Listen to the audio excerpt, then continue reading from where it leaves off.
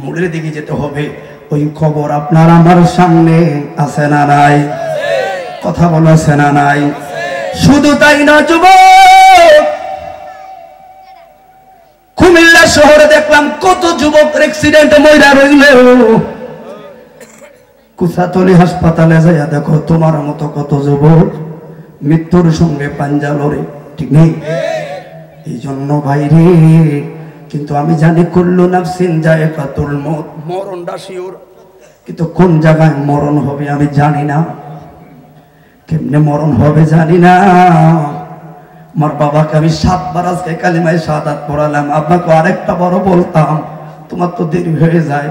আল্লাহর কসম রে, যদি বাবা বলতো বসে থাক, আমি কারো কল ধরতাম না, আমি বসেই থাকতাম। প্রয়োজনে মাহফিল কমিটির মামলায় চলতাম, কিন্তু আমার বাবার জীবনের শেষ মুহূর্তে আমি যাইতাম না।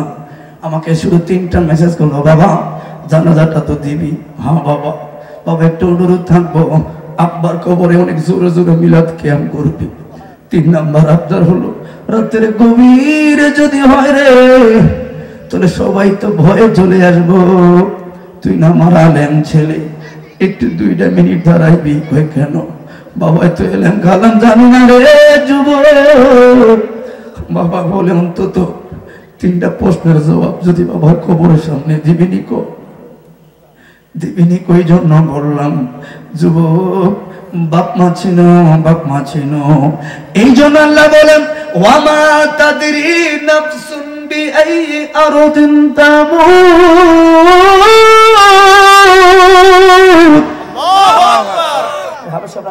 আপনারা বলে দিন একটু, কোন জায়গায় মরণ হবে তুমি জানো? তবে এটা সত্য যে এই জায়গায় মরণ, ওই জায়গায় টাইম টু টাইম তুমি প্রেজেন্ট, ঠিক না বেঠে? এই আয়াতের ব্যাখ্যায় গো সুলাইমান আলাইহিস সালামের একটা তথ্য তুলে ধরলেন। আসিফ বিন বুরখিয়ার ছোট ভাই যিনি ছিলেন সুলাইমান নবীর মহলে, এত বড় বিশাল বড় মহল গো, উনি ছিলেন দরজাটা খোলার দায়িত্বে। একটু খেয়াল করবেন কেমনে আমার মরণ। বন্ধুরে, সকাল 10টা বেলায় যে মাত্র এই আয়াত থেকে কথাটা বললাম, দরজাটা খুললো, একজন বিকট চেহারার লোক এসে এমন জোরে একটা দমক মারলো রে। বিকট চেহারার লোক দেখা ওই দ্বিতীয় উজির উনি রাগ কইরা কান্না কাটে করে চলে গেলেন সুলাইমান নবীর কাছে। ডাক দিলেন, পয়গাম্বর রে, আমার জীবনে এমন ভয়ঙ্কর মানুষ দেখি নাই, এমন জোরে একটা থাবা মারলো, ওই থাবাটা যদি আমার বুকে পড়তো রে সুলাইমান নবী, আমি মার্ডার হয়ে যেতাম। তো কি হইল? থাকতাম না আর এই রাজ্যের মধ্যে। কারণ কি? গতকালকে না শুনলাম আপনি আলোচনা করলেন এখান থেকে 2000 মাইল দূরে বেবিলনের সাফা নামের অঞ্চলের মধ্যে একজন গভর্নর দিবেন। কয় হ্যাঁ। আরে অন্য লোকের দরকার নাই, উজিরিগিরি দরকার নাই গো, আমারে গভর্নর বানায়া তাড়াতাড়ি পাঠান। কয় কারণ এই ভয়ঙ্কর লোকটা যে কোনো মুহূর্তে আমারে মেরে ফেলতে পারবে। বললো কেমনে রে? এখান থেকে প্রায় 2-3 মাসের রাস্তা রে, 2000 মাইল দূরে, কেমনে পাঠাবো? লোকটা বললেন, সুলাইমান নবী আর হাসাইয়েন না গো। কারণ কি? ওই যে সুলাইমানের কথায় রাজ্য সিংহাসন উইরা যায় গো, আপনার কথা বাতাসে শুনে গো, দেরি করবেন না, পাঠাইয়া দেন রে। যে কথা সেই খাওয়াজ বাতাসের হুকুম করলো আর বেবিলনের সাফা নামের অঞ্চলে পাঠাইলো। ঠিক পরে খেয়াল করবেন, ঠিক পরের দিন ওই ভদ্রলোক আবার দরজায় এসে নক করা শুরু করলো। এবার তৌজিক এখনো নিয়োগ হয় নাই। সুলাইমান নবী নিজেই দরজাটা খুইলা সালাম দিয়া বললেন, কি দরকার ছিল গতকালকে লোকটারে এত ধরে ধমক দেওয়ার?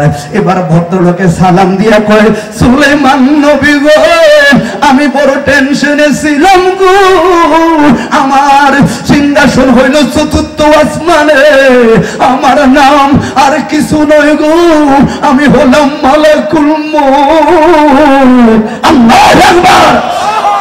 অবাক হইলাম রে। সুলাইমান নবী এই জায়গায় এই লোকটা আর মৃত্যুর খাতাটা যখন খুললাম দেখলাম তার মরণটা এখান থেকে প্রায় 2000 মাইল দূরে বেবিলনের সাফানা অঞ্চলের মধ্যে, কিন্তু মাত্র 24টা ঘন্টা বাকি আমার রোগী হইল আপনার এলাকায়। হাই রে, কোন রকেট বিমান নাই গো, কেমনে যাইব চিন্তায় পড়ে গেলাম গো। আবার লা তাবদিল কালিমাতিল্লাহ, আল্লাহু আকবার। আমার আল্লাহর কথার শব্দের কোনো পরিবর্তন হয় না, কথা যেটা বললেন ওটাই হলো। কারণ আইরে এবার টেনশনে পড়ে গেলাম, আল্লাহর কথা তো সত্য, আবার রুগী দিয়ে আমার এই জায়গায়, লোকটার মরণ লেখা 2000 মাইল দূরে, কেমনে যাইব বুঝি না। এই জন্য সুলাইমান নবী গো গতকালকে আইসা একটা ধমক দিছি গো, আজকে সকাল 10:30টায় ঠিক ওই বেবিলনের সাবানামের অঞ্চলে যেই ঘরে তার মরণটা লেখা, ঠিক ওই ঘরে হাতটা মাইরা দেখি টাইম টু টাইম আমার রুগী ওই জায়গায় হাজির।